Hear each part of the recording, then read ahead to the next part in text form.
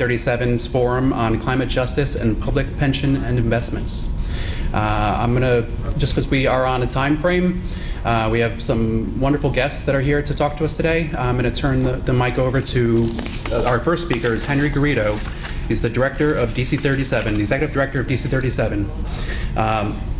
Henry is the first Latino to head DC District Council 37, the largest municipal employees union in New York City.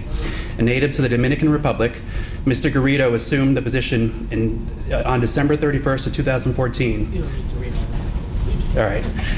Yeah, I don't think Henry needs much more of an introduction. So I'm happy to turn the mic over to Henry, my friend. Thank you very much. Good morning, everybody. Good morning. First of all, I want to thank you for coming. I see this as momentum building. We have a competing event today, which was unanticipated, that is taking place in Queens, so a lot of our members are there. It is a real situation. But I have a confession to make. When I came to this country, I studied architecture, and I was a pretty good student, liked math a lot, liked science. My worst absolute subject was a subject called engineering geology for architects. It was a nightmare. I didn't know how to get out of it. I wanted to drop it, but it was a requisite for me to move forward. And the class was about the effect of the environment into malleable objects, right? And how the environment affected things that you could not guess when you did math or when you did science. It wasn't like a formula that you could put together. It wasn't like sheer forces or, gravity or pressure or things. And I will never forget one of the things that turned me around the class was this picture or this film that was taken over a 25-year period on a bridge that collapsed. And it collapsed. It was perfectly calculated. The engineer did the great work, beautifully designed. It was well invested. And everything that they did right, scientifically right. But the film actually observes the bridge over a 25-year period. And what they did not calculate is the effect of the environment around the bridge. The salt water was a little heavier than in most places. And that effect, over the years, caused the bridge to collapse. And he turned my entire perspective around. And at the conclusion of this presentation, this professor was a wonderful woman, started to talk to me about global warming. And I said, what? What are you talking about, right? So I came from the Dominican Republic. It was hot as hell. So when I came here, it was like 2 degrees. I said, it's cold as... What is this going? And I have to admit that he turned my perspective. That was 30 years ago, over 30 years ago. And must admit that for the earlier part of my life, because I didn't see any effects around my environment, from that perspective, it wasn't an imperative for me. It wasn't something that became a priority or something that I would talk about or that I would concentrate about. Even as I developed my skills, I just saw it as a difficult class that I was glad to get a C and go on with my business. Right? The only C. And I was proud of that C, But over the course of my life, I have experienced firsthand not only the effects of global warming, but the effects on it at a people level, because we talk about it from the perspective of infrastructure. This building was flooded just a few years ago, where in a way that I have never could have imagined. Think about the river just coming by this building, flipping every conceivable car, including the car of some of the porters that are here, flipping them over. This room was full with water. It went up to the second floor, and we have an electrical vault downstairs. People don't know that. This vault provides electricity for the entire grid of this area. So the effect of the salt water in the vault, it meant that the whole transformers, they exploded, and it was a really, really terrible and dangerous situation. And as a result of it, we're still feeling the effects here in this building. This is a very, a strong union with a long history, right, over 70 years. And the financial impact of Hurricane Sandy and the financial impact on this building to this day is wreaking havoc in the way we do politics, the way we organize, the way we do education in this building today. I mean, people who are around here, who are part of my union, know what I'm talking about. For the last 3 weeks, I've been talking about the effect on our finances, our inability to no longer contribute to the candidates we believe in, sometimes our inability to move for educational programs for city workers who want to see a path of upward mobility. All of that is being affected by a phenomenon that we all could have done something about it, had no control over it, but in fact had a real human impact. I say that because the unions, from many of the unions' perspective, the issue of climate change has not been a priority, because after all, most unions concentrate in what they do, right? It's collective bargaining, it's races, it's protecting their pensions, and to a lesser degree, getting involved in some of the other social issues. And you hear unions talking loudly and very clearly about income inequality, which is, in fact, the real, perhaps the most important issue, a defining issue of this generation. But if income inequality is a defining issue for us, climate change is the moral imperative of this day. And I cannot comprehend for the life of me why other unions are not embracing this idea that if we don't do something about our environment today, we will not have an environment to protect, and it wouldn't mean a thing that you have a very strong contract or a very strong pension, or you have protected things in the workplace. You might not have a workplace to begin with.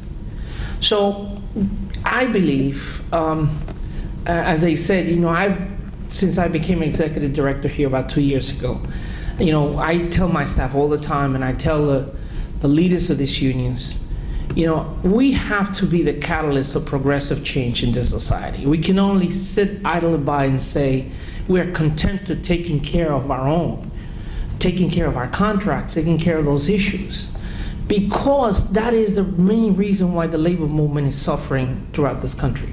Because we have become isolated in a way that is become almost protective of our own, lobbying group of folks.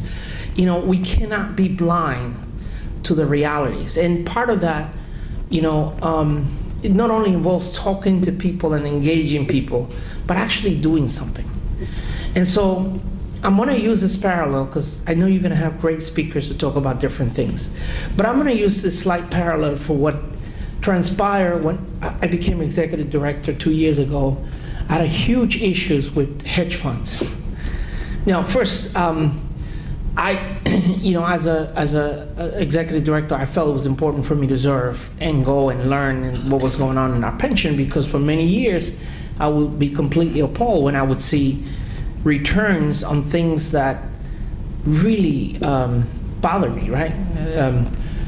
And I will forever remember that in the last days of the Bush administration, the then Department of Labor Chow sent a letter to all trustees warning them not to pull out of their investments for emotional issues.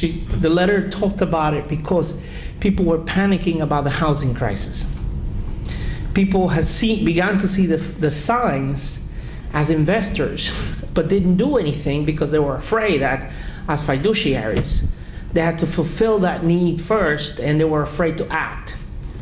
Well, we see some of the same signs that we're looking at right now. So when I became executive director and trustee of the largest pension system, we started to look at things. I started to look at things like hedge funds, and it made no sense to me that we were investing in an asset that was so poorly, had so poor returns and incredibly high fees, and investing in things that were not really clear to us. like the charter schools and a number of other initiatives. And one of the things, and even to some degree, buying water and water supplies for people. And so it was incredible. So we tried to do our best to try to disinvest from hedge funds. We had all the clear evidence. We had all the clear statistics of how poorly it had done, and we wanted to make that. And Ray will tell you that we fought. And it took almost 16 months to get it done. It took almost 16 months even from day one when everything was already set, because these investments in pensions are almost like a cancer. They're like a growth that if you pull out too soon, or if you yank some of the vital parts actually may get hurt. And so I bring here greetings, a sense of optimism that we're beginning to wake up to a new reality, but also a sense of caution as a trustee, that sometimes we get frustrated on the left about how we're not moving quick enough on the issues that we see as imperative of our lifetime. But that we are to be cautious on how we do this particular pullout, because we saw the effect, and because it might have a more profound effect to the pension and counteract the very same thing that we're looking to do. So I want to thank you for being here. I want to thank Jeremy and John and the organizers of 350. We're going to continue to have this discussion. This is just the beginning, and looking forward to seeing you out there in the battlefield. So thank you so very much, everybody, for being here. Let's start, okay?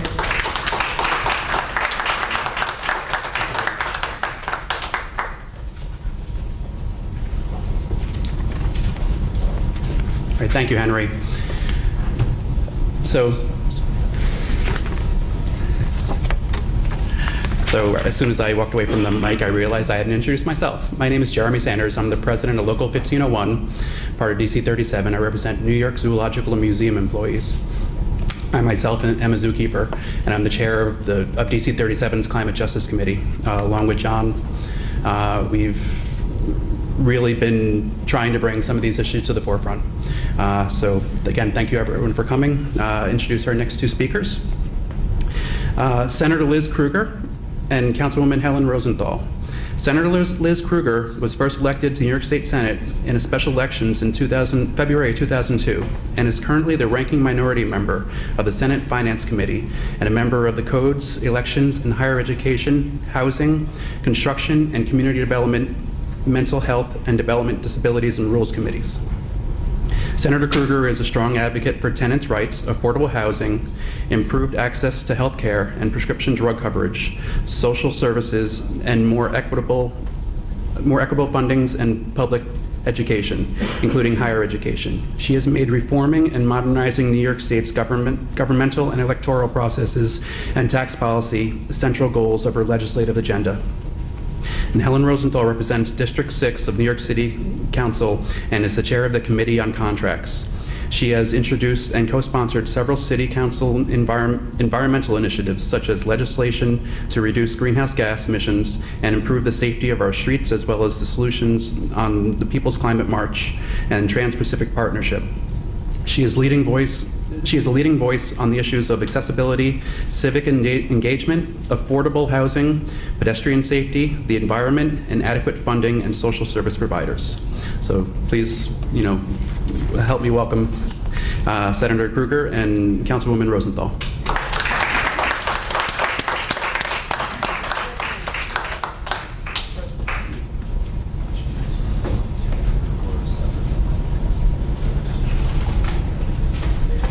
Thank you. We'll talk separately in this. Sure. Start. Am I going first? Yep. Thank you. Thank you. Thanks very much. Stop. Hi, everybody. Good morning. Morning. So, I'll make sure I'm doing something right. Does that work for you? Excellent. So I'm Liz, and this is Helen. I'm delighted to be here this morning. I am particularly delighted to follow Henry in his presentation because I think he summed it up all exactly right. We are behind where we all need to be, and partly it's because I don't know that any of us had to take that class Henry didn't love, but we all can have our own examples of feeling, oh, this is science and this is much bigger than anything I understand, and so maybe I don't have to focus on it. Well, I think we all know, certainly those of us who are here this morning, can't not focus on it. It's only getting worse, it's only getting scarier, and so we have to all figure out how we bite into these issues and do something, because lots of times in a lifetime that's now pretty long of social justice and fighting for issues, you've heard people say, like, this is the make it or break it issue. Well, guess what? This is actually the make it or break it issue. Whatever else you believe in, whatever else you're working in, whatever else motivates you to get up and work for a better world every day, if we flunk this one, the rest doesn't matter.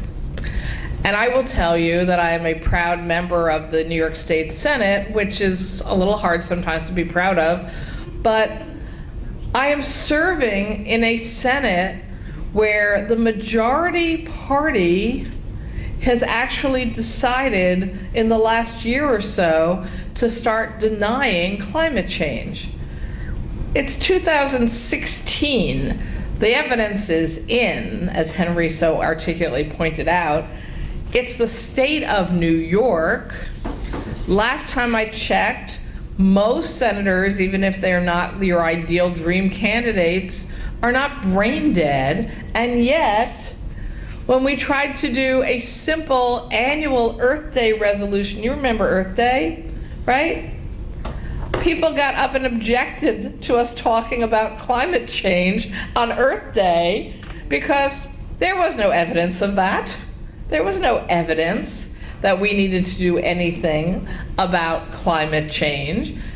And on any number of other issues that came up across the last year, senators, one of whom was a science high school teacher, just for the record, got up and said, I don't know why you're bringing climate change into this. What does that have to do with it? And you're just, oh God, can I keep going? Can I keep dealing with this? But I just tell that story to highlight one, since Helen and I are elected officials. Don't assume we get it and we're all on your side. Don't assume because you live in the ghetto of New York City, although a few from other parts of the state, or the great state of New York, that everybody gets it, because there's still a fight to move the other direction, to continue or even make more extreme being deniers of fact. So Helen and I sort of split up the way we're going to present today, as Helen going afterwards and talking about the economics of the divestment movement and why she and I both are strong supporters. And I was just going to talk a little bit about putting it in the bigger picture of the problems that Henry articulated so well that I might as well sit down. But just a couple of facts, not to scare us away with science. 2016 is on track to be the hottest year in global history. 14 of the 15 hottest years on record have occurred since 2000. Every month in 2016 was its hottest on record. Scientists tell us that July and August may have been the hottest in the history of human civilization. In July, a city in Kuwait reached 129 degrees Fahrenheit, possibly the hottest air temperature ever recorded on Earth. A new report suggests that by the end of the century, New York City could experience Sandy-like flooding every 20 years. You just heard Henry talk about the impact on just one building and the impact on tens of thousands of workers in the city of New York because of one storm's impact on one building. And most of us are here from New York City, so we understand the much, much larger impact Sandy had on all of us. Hurricanes like Matthew are made more powerful, more durable, and more unpredictable by the increased heat energy in the ocean. And we're just learning more about the impact of the storms coming through the Caribbean and up our coast. The increasing frequency and intensity of wildfires is direct correlation to these climate changes. The Fort McMurray wildfire in Canada in May was the costliest disaster in Canadian history. It lasted over 2 months. Over 80,000 people had to be evacuated. We of course know all about the frequency of droughts growing throughout our country and the world, including upstate New York this summer, having one of its worst droughts. By the end of the century, the average number of days over 95 degrees in New York City will increase from about 2 per year to over 40 per year by 2100. So we've all lived through the 95 degree, incredibly humid, rare occurrences in New York City. Imagine 40 days per year in that situation. And yet, we are moving forward. So we know we have the Paris Agreement, which has required significant change for the world. It's now been ratified by enough countries that will go into force on November 4th. Committed signatories keep warming. The commitment of signatories is to keep warming below 2 degrees Celsius with an aspiration to stay below 1.5 degrees Celsius increases. National targets will be reviewed and strengthened every 5 years. Both China and the US, the biggest emitters, are committed to significant reductions in greenhouse gases. It's a huge statement by the countries of the world that we got this far. But again, it's aspirational. We need to operationalize. The transition to carbon from energy is already happening. Some countries in Europe have already had days when all or almost all the electricity in the country was generated by renewables. A recent study by Carbon Tracker suggests that unsubsidized solar and wind energy production are already cost competitive with gas and coal and will be significantly cheaper by 2020, even with a sharp decline in fuel price for gas and coal. I want to emphasize, because we're here in a great union hall, that some people continue to make the argument that we can't go down the road of renewables, we can't go down the road of getting off of fossil fuel because people will lose their jobs. I want to emphasize there are new jobs, there's a new economy. It's not hypothetical, it's real, it's here already, shifting to a sustainable, renewable model of energy. I don't believe there's anyone in the divestment movement or in the environmental movement who's walking around saying, yay, people will lose their jobs and there's nowhere else to go. That is a lie, and it's a lie being spread by companies who don't want us to shift gears and do what we have to do. What was that note you just held up for me? 2 minutes, oh my God, okay. All right, so we're gonna skip the fact that New York State has actually been a leader in moving us towards renewables. We actually are. We need to keep pushing that way. I'm going to skip all the math behind how, if we shift to renewables, if we get off fossil fuels, we actually can be one of the leaders in the world for accomplishing the target goals of the Paris Accord. I want to shift to why divesting pension money from various pension plans at the state and city level is critical to this movement. Okay, is it the be-all, end-all silver bullet? Of course it's not.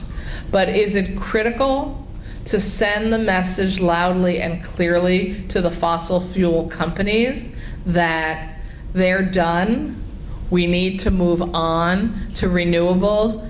If they can't figure out how to shift their business model to renewable energy, nobody wants to put their money there, because we need to make our investments in the kind of energy that's going to assure we actually have a future and that people have a retirement to spend their pension funds in. Because again, as I started, this is the one you actually have to get right or nothing else matters. All right, so yes, you need pensions to be there for the workers when they retire, but you need a planet to be there for the workers to retire on or in. And so getting our pension money out of fossil fuel companies is critical.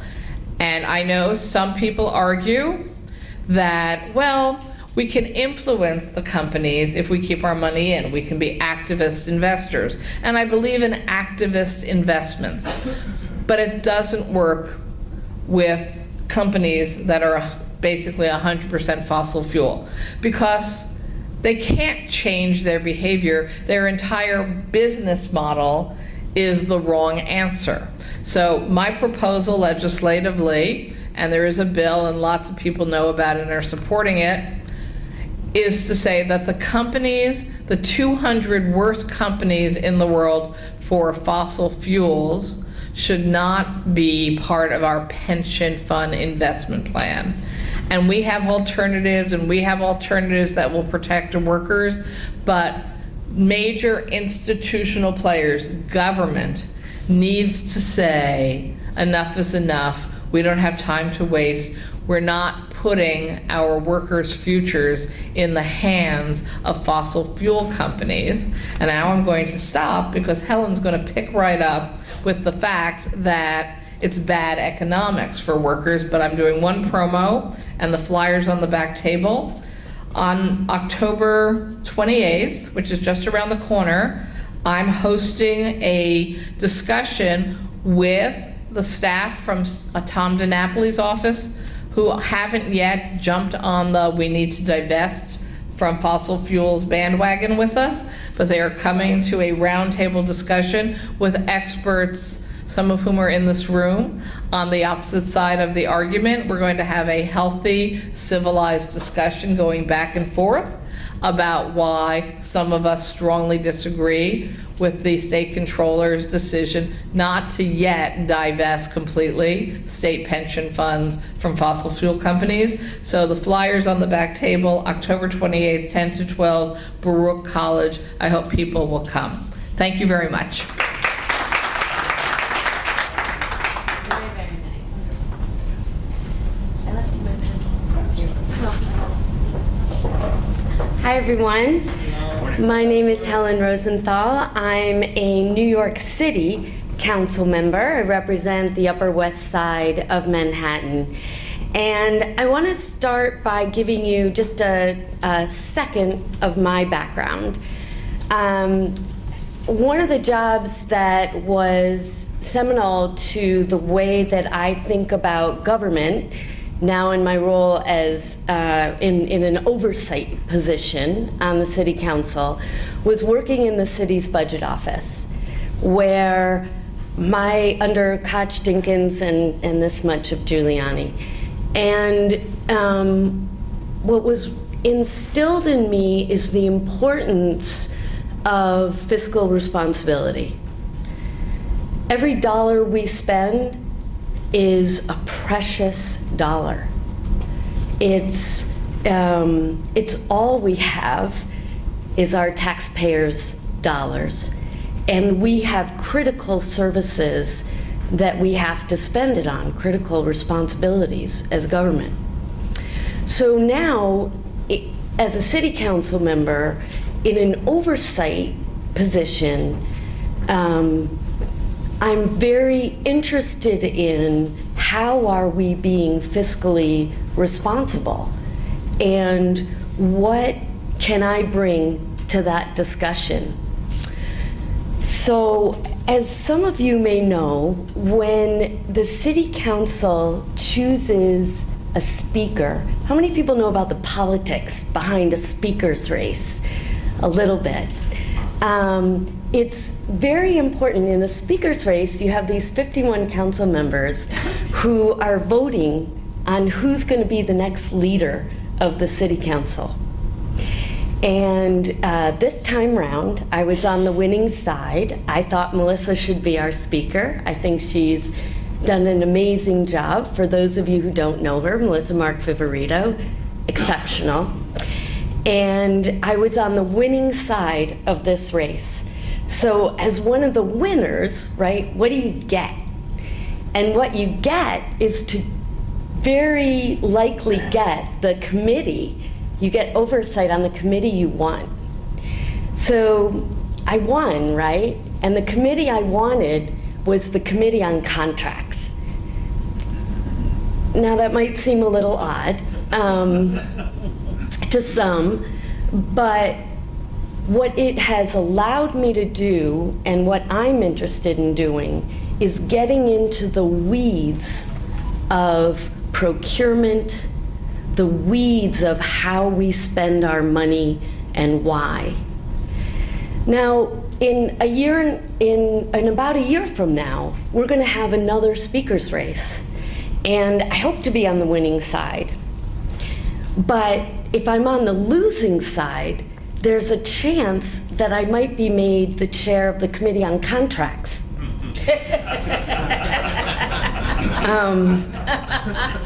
Which I think would be great, because the only way that we're going to change the way city government works is by drilling down into the details. So Henry has been a leader when it comes to hedge fund, looking at the fees that we pay hedge fund managers. And he spent a year and a half studying this and moving towards not using hedge fund managers. In many ways, that was a low-hanging fruit and a great thing to start with, because he had a great win. The issue of divestment, I think, is tricky, and I think that we have to do it. I do think we have to do it. I do believe in climate change. I don't know how you do what you do every day. In the City Council, we very easily passed a Earth Day celebration resolution. Yeah, God bless you, Liz, every day. But, right. But what I think we have to do, and what the city pension funds are beginning to do, and I credit the controller for this, is do a study to understand what the impact of our current investments are in the fossil fuel industry, and therefore what would the impact be of divestment. We have to know how much money is involved, how many companies are we talking about, what percentage of our portfolio are our investments, and we have to be able to define our investments in all of the different ways, right? There's a direct investment in an oil company like Exxon, but there are also investments in companies that have a derivative impact, right? There's the airplane industry. And here's where, Henry got a C in his class. I dropped the class, so I couldn't have even handled that, so I'm not going to go into that piece. But what I do know is that as of today, we do not know answers to fundamental questions that the taxpayers and pensioners have to know the answers to in this environment. How much money is it that we're investing? How much money are we investing in renewable energies? Why not divest from the fossil fuel companies, certainly the lowest hanging fruit, coal companies, where I would argue we've already lost our investments, but I don't know that because the data is not easily obtainable. And instead invest that money into solar. And how am I doing time-wise? You have 3 minutes. I have 3 minutes, okay. So what I want to focus on is that we could if we could have the answers to these questions, and if we knew what is out there in terms of renewables and what we could be investing in, let's think about how we could use that money for our union jobs, for our workers, for our city's budget, right? How much is the city spending now on outdated equipment, and how can we move forward in a way so that we as the city government are being fiscally responsible? We need people to be having their eye on that all the time. So as chair of the Contracts Committee, for example, I read the list of what we contract for every month. And it came to my attention about 6 weeks ago that the city was about to let a contract for solar panels on city buildings. And the one company that the city had decided to focus on is a company that's based in Pennsylvania. And its workers for these jobs would come from Pennsylvania. I couldn't help but think that it would have been a ginormous lost opportunity to instead think about this in terms of what our city is doing today. I have a school in my district that is, the name of the school is Urban Assembly for Green Careers. We're teaching the kids in this high school about solar panel design and solar panel installation. Why aren't we tapping into that resource? As I looked into it a little more, there are CUNY programs, our own city university programs, to put people in training programs to become the engineers, the electrical engineers, to install solar panels. By contracting with this Pennsylvania company, we had lost the opportunity, or we will lose the opportunity, to advantage our workers, our students, our residents. So I was not the only one calling on the city to halt, hit the pause button on this contract, and we're in the middle of the discussion right now to figure out how it's going to be managed. The excuses for not doing it are so weak. Oh, this company was the only one that was able to do it citywide, and for the only one that was able to do it citywide, they didn't even get to the cheapest responsible bidder. It was the only one who could do it citywide. Why not then break it into smaller contracts and bid it out to somebody who could do it just for the Bronx and just for Brooklyn and just for Manhattan? If the controller comes out with his study and it tells us the answers to really important questions like how much are we investing, but also what would be our returns if we were investing more in our renewable energies. And if you were to come out with that study every 2 years, it would force lawmakers to be thinking about this all the time. It would force government to think about this at every turn. It would force the controller's office, who does audits of city government, to raise a red flag when they see a contract like that and say, look at our report, which I'm guessing would say that our investments in renewables will yield us better returns. And if it doesn't tell us that today, it will tell us that in 2 years or in 4 years. But government's not going to be thinking about this stuff unless we understand the dollar impact of our investments.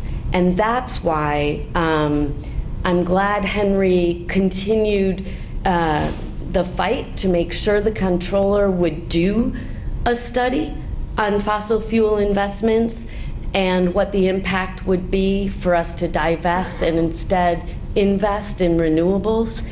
And I wait anxiously to see what that study tells us. I would urge everyone to learn about the study, and if it's the controller's study, and if it's not set up to answer the questions that you think are important, raise a red flag. I am, and I'd urge you to do the same. Thank you very much.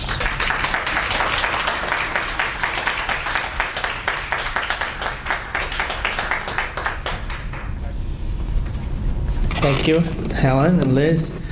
Give him a hand, another hand, please. So, before we get into a quick question and answer period, there was something I wanted to mention that I neglected when I talked about why this is so important for unions as a catalyst, and why it may be important for us to talk about in a different way than we've done in the past. When I talked about this building and the repair that we needed to do, one of the things we found out is that unions were not eligible for FEMA recovery grants. Amazing. Now, unions have health and welfare funds, like myself. We have a prescription program. We cover 387,000 lives here. We have an education fund, both of which are 501c3 organizations, both of which, under the rules, are eligible for FEMA grants. For, if you have an issue with your building, or reinvestment, relocation, mitigation, and prevention, disaster recovery. The unions are not. There's a little quirk in the regulation that prohibited unions from the union side to be able to apply for any recovery money. We are currently now in a major fight with the state of New York because the money that we got from FEMA for the repair of this building can only be applied to the benefit fund, to the education, to health, could not be applied to the union side. If we don't match that money, then we lose the health fund and we lose the education fund money. That is the same case for all the other unions. And so I've been talking to unions and say, this is not just about, some sort of philosophical leftist, view. This is affecting your bottom line here. And I don't know why, but I do think that we have to have a conversation about changing the rules or changing the law or allowing unions to be part of it. And it may be one of the organizing ideas that we might have to present to the Municipal Labor Committee, which represents all the unions in New York. So I understand we're going to have a question and answers period. We have a mic in the middle, so for this panel, so why don't we start? Can I ask, is that Sure. a state FEMA reg or is that the federal FEMA reg? So there are two, there's both. So it was a state reg first. The federal reg just says you have to be a nonprofit. You have to be a 501c3 under the status quo. Unions are a 501c3, 501c4, 501c5. There's all kinds of categories. The state took the position that unions did not qualify and withheld what otherwise would be the portion for the repair of this building and all the buildings of the union, because we have another building, and kept that money. Sorry. So we are currently in a battle with the state to get what would be a little over $1 million for repairs for this building, which we had to borrow in order to fix the building. So it's a state mostly. I'm sorry, sir. Could I ask our speaker, since we didn't set up a mic to catch you for the recording, could we ask you to stand at the mic Yeah, and answer please. questions? Sorry about that. That's okay. A little share. Yeah, maybe put them down. Sure.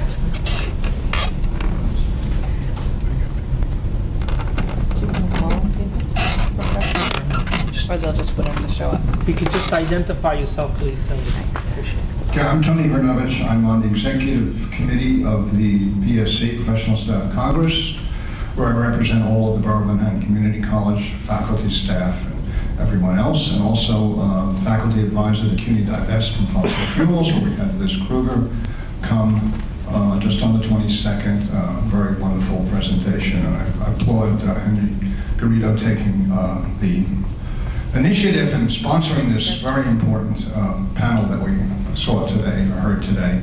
And we were the first union back in March of 2014, I believe, to pass a resolution. I presented it, wrote it with a couple of students from CUNY Divest, calling for the divestment from fossil fuels. And I'm not aware of any other union having taken that position, so I'm wanting to know when you guys are going to come on board. Are you talking about our union passing a resolution to divest? Yes. We have not, quite frankly, we have not thought about that. I will look into that, but I feel that resolutions are great. It's the actions that follow those resolutions, the work we're doing as trustees, the work we're doing in pressuring getting that study done, the work we're doing about asset reallocation is going to be as critical as any resolution we pass, because that carries with it a bigger weight, which is the weight of the dollar, right, of the investment. And we have been talking to TWU and to 237 and the Teamsters to try to see if we can come up with a labor coalition the way we did with hedge funds. And it required an organizing part, not the, the organizing part is not there right now. And normally you would have an elected official or two who would also help champion, who are in the pension system, who are trustees as well, by virtue of their position. We don't have that right now. We don't have that. The closest thing we have is Tish James, the public advocate, who has expressed support, but we don't have the votes right now to divest as is. I want to be very clear. We don't have the votes. We could have the votes if we had, as Helen said, the study that showed that this makes no economic as well as no moral sense. And we have to organize to that. We do have the Jacobson report, though, which was very significant from New York State. 15 experts showed that more jobs will be created from working on renewables, because much of the energy that we get here is trucked in from Pennsylvania, or piped in from Pennsylvania. Yeah, but this is what happened, okay? We have a study from the FT that shows that if we had invested this into clean, green energy, renewable energy, we would have actually done better. You always get the fear factor, where when you go in the pension, it says, well, hold on, if you pull out, you're in a contract. This may mean you losing, some of your returns, which means the state is going to turn into do a tier 6 or a tier 7 or tier 8. And so you got to be cautious about it. And we live and continue to live by that fear, and it makes us sometimes, it gives us atrophy. Like people, the pension trustees don't want to act on it because of their fiduciary responsibility. We're going to have tier 7 anyway. Not anytime soon. Can I just add to that just a little bit? It's so powerful that you led that effort. And it's so great that PSC can be a leader in this and passing a resolution, because that sort of throws down the gauntlet. So as we talked about earlier, I applaud you for that, and I'd love to see it.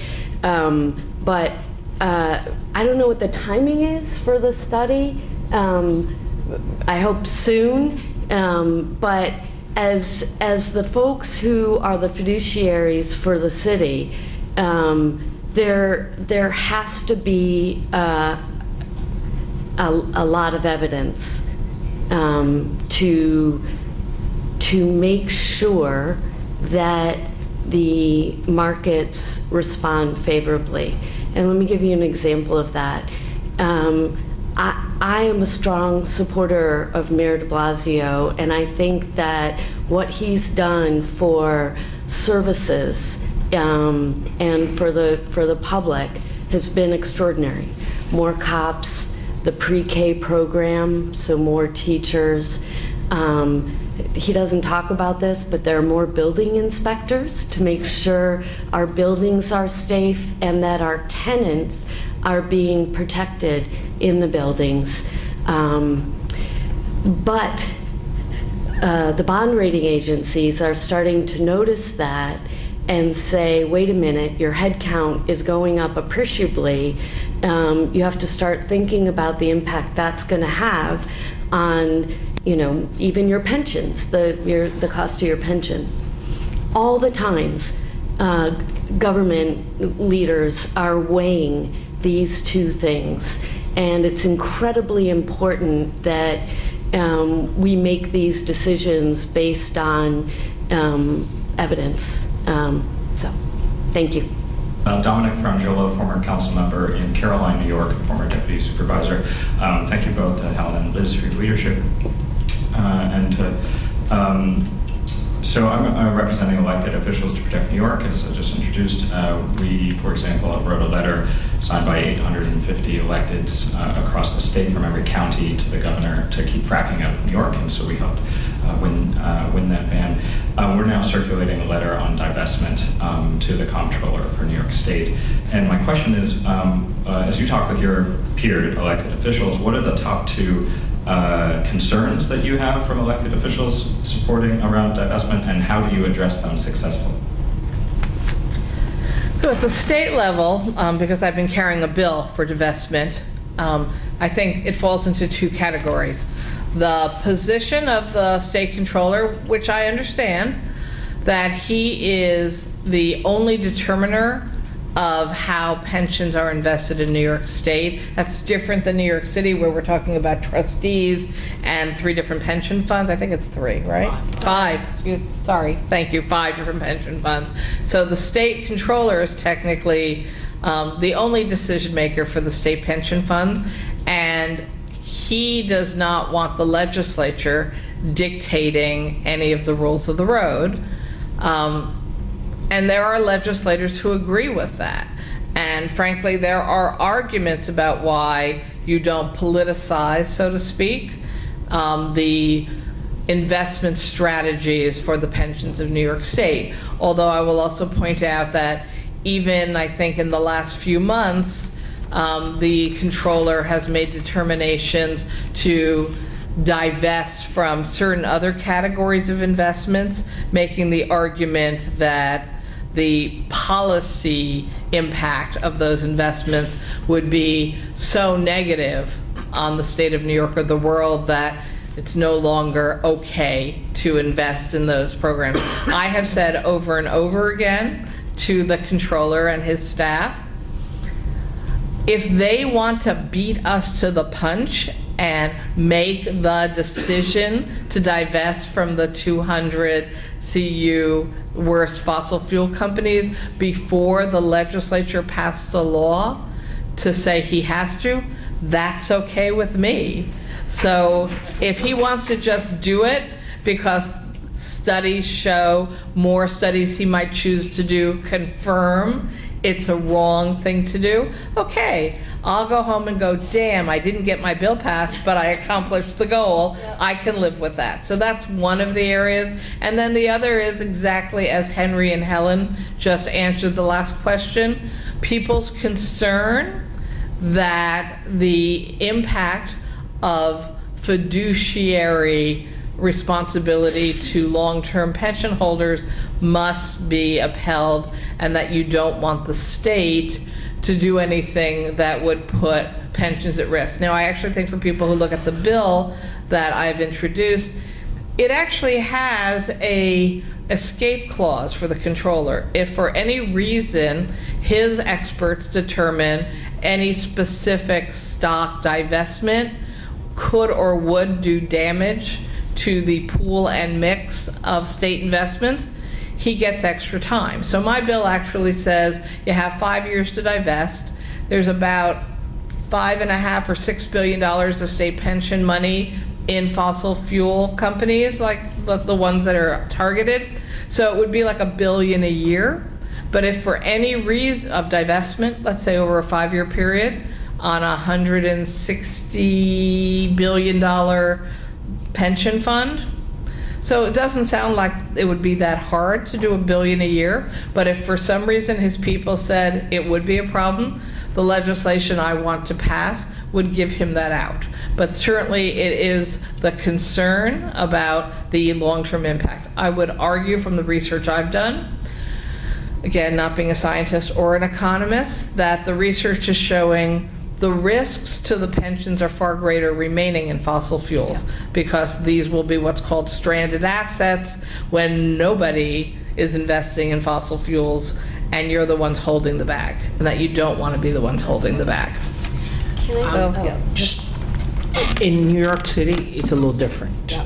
Because we don't have sole trustee, we have multiple trustees in which unions are there. There are a few challenges on it. Part of our challenge is first when we do re-asset allocations, right? We put the strategy, it's not short term, it's sort of longer term, 3 years, 4 years. And when we invest in these things, you have contracts, you make commitments. Part of the fear of the electeds and the trustees in those boards is that if you terminate those early, that you have penalties, that you have obligations, that you have to then liquidate those assets.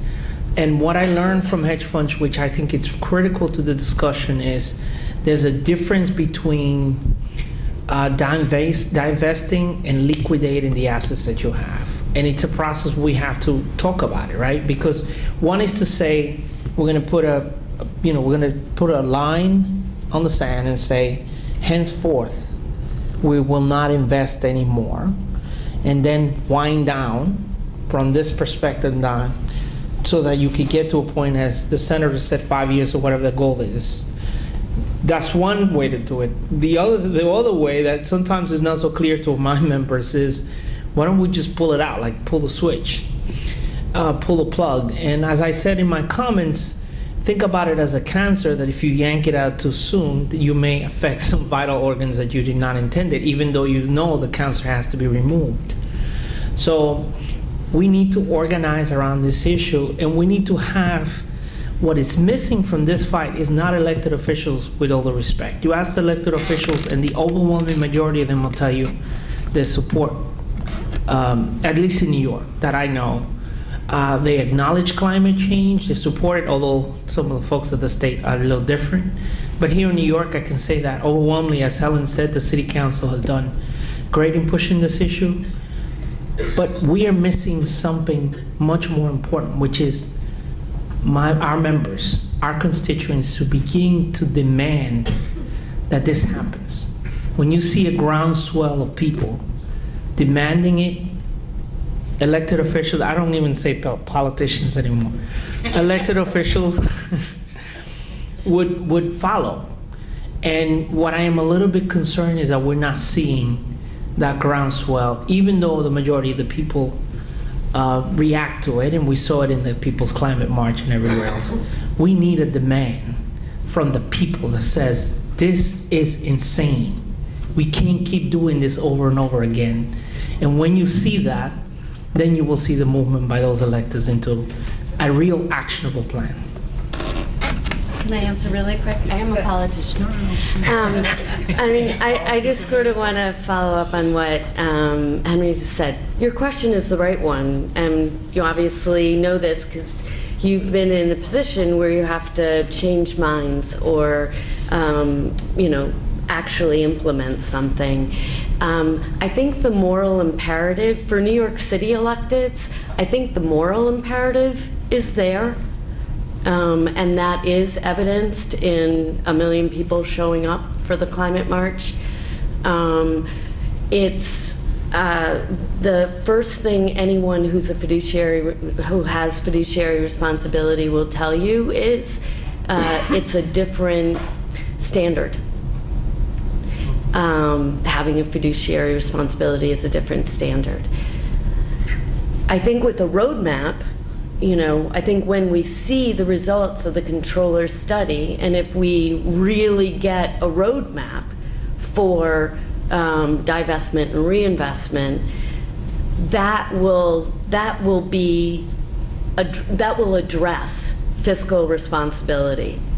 So that will no longer be an argument against doing it. All right, well, thank you very much, Councilwoman Rosenthal, Senator Krueger. Thanks for having us. That was wonderful, thank you.